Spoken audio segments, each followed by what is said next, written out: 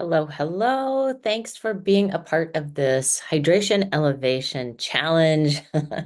I'm just thankful for you for even considering this. And I know that if you signed up for this now, it's something that obviously connects with you. It makes sense to you right now, and it's likely attached to other goals and aspirations that you have. And the thing I love about water is it is so basic. Like, we can't argue with the fact that our water intake plays a big part in everything else in our lives. So, we nail this one thing, and other things start to automatically shift. It's kind of like the edges get softened and we get to build momentum. That, like that saying, go slow to go smooth to go fast. And one of my favorite things is integrating some of the things that I've learned in the past and kind of layer it on with whatever my current goal or aspiration is. And so today's little tidbit has to do with habits. And so I've got a couple of things that I want to share with you from a couple of books that I have used in my mini masterminds lately, anyway. And one of them, thank you, Alicia, for turning me on to the book, The One Thing. And there's a quote in here about habits. People do not decide their futures, they decide their habits, and their habits decide their futures. So when we consider creating a habit with hydration and how that can impact not only today, but your future self, that adds this whole other layer of energy, enthusiasm, inspiration to this challenge. And then the other book, Atomic Habits, just yesterday in our book study, mini mastermind with this book, we were doing the chapter that was talking about how to build better habits in 4 simple steps. And he just reframes some of these ideas that have come from psychology and neuroscience. And he labeled them in this way, which I think is kind of fun. So there's a cue, there's a craving, there's a response, and a reward. And so when we use this example with our water challenge, how to create a good habit would look something like this. So step number one, make it obvious. If you have your water positioned somewhere that you are going to see, you have it next to your computer, or you have it, wherever you walk by on your way to the bathroom, you see your water jug, you see this cue. So you make it obvious. Step number two, make it attractive. This is the one that I have so much fun with. You know me, I love color. And so I've got a couple of these. I really like these metal water bottles. And so I can line them up on the kitchen counter where I know I'm going to see them. And each of these is 16 ounces. So I know that I will be getting 16 ounces every time I drink one of these.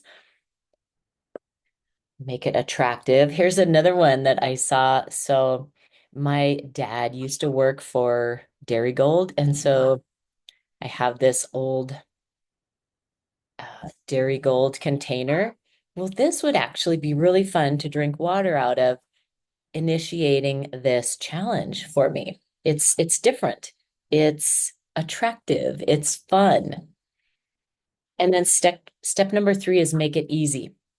So it kind of goes along with these other ones when we're talking about water, placing it somewhere that you can see. And how about getting it ready ahead of time? So maybe I set these up first thing in the morning when I get up, and my habit that I've been doing for probably 8 years now, is as soon as I wake up, I drink 16 ounces of water before I have anything else. Could be lemon water, any, but I have 16 ounces of water before I have any caffeine. And then make it satisfying. The last step in this whole sequence about building a habit and being able to sustain it is make it satisfying. And this has to do with the reward. This has to do with, I think of this tapping into your senses, taking that mindful moment as you take a sip and going, this is delicious. Or whatever little cue, whatever words you might say to each other.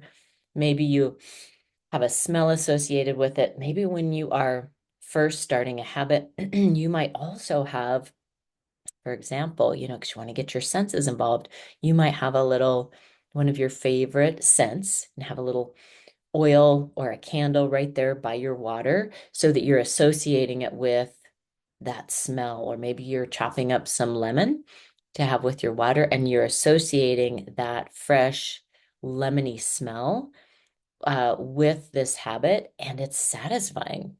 You could also engage your other senses in ways, maybe you've got a certain song playing to cue you up, maybe the reminder on your phone that's reminding you to go take a drink or, fill up your water bottle again. It's a certain piece of music that you're going to associate then with drinking water, and you love that piece of music. And so every time you hear it, you have this fun kind of satisfying feeling that you associate with drinking water. Same thing could be, we've talked a bit about the visual, about making it attractive. So we've got sight, sound, smell. It could have something to do with touch as well. And then all of a sudden, I'm missing what the other one is. Mind going blank. Anyway, you probably thought of it as soon as I said I can't remember it. So you can add that one in. And those are your cues. This is the neuroscience, the psychology behind building a sustainable habit. So why not put this into place right away in our challenge? You've probably been doing some of this anyway, but keep those four things going. Make it obvious, make it attractive, make it easy, make it satisfying, and then take note. Some of you emailed me about how the challenge was going for you. Thank you for doing that. I love hearing about it. And then we got to interact a little bit about how you felt. And so that can be part of that satisfaction too. You might just journal, how did I feel at the end of the day after being fully hydrated? And again, it's another cue to keep that habit going because there was satisfaction, there was reward integrated with this activity. So have a wonderful day. Again, feel free to share with me. That is another way that we begin to acknowledge that what we're doing is working by sharing it. And if you don't take time out to share it with me, share it with someone else. Let somebody know, verbalize how it's working for you. You know what? Yesterday I drank X number of ounces of water. Here's how I felt. I'm going to do it again today. I can't wait to see by the end of the week how I'm feeling. Verbalize that. Become that person who drinks that, their magical number of ounces of water every day. All right. Thank you so much. Here's to your hydration elevation. Tomorrow we've got a new tip coming in and a fun little surprise.